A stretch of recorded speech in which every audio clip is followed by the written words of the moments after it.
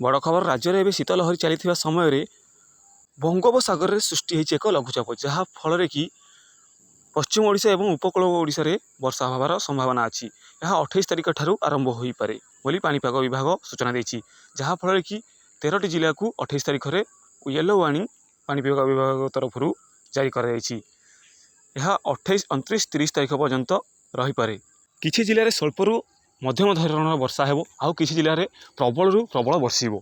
वर्षा आसुवा कारण स्वतंत्र relief commissioner कहते कि चाष धान अमल धान को घर को सुरक्षित आने कारण वर्षा हो पाए जहाँद्वारा कि अमल धान नष्ट हो पाए। से पुरी, गंजाम, जगतसिंहपुर, केन्द्रापड़ा यही 4टी जिले में प्रबल प्रबल वर्षा होबार संभावना अच्छी। से पश्चिम ओडिशार संबलपुर, सोनपुर, कलाहांडी एभली किसी जिले में वर्षा होबार संभावना अच्छी। यही जिला मध्य किसी जिले में स्वल्प मध्यम वर्षा हो पारे आउ किसी जिला मानक प्रबल अति प्रबल वर्षा होबार संभावना अच्छी। राज्य में वर्षा को नहीं चाषी चिंतित कारण चाषी एपर्यंत अमल धान घर को आई ना। वर्षा शुणी चाषी मान मुंडे चड़क।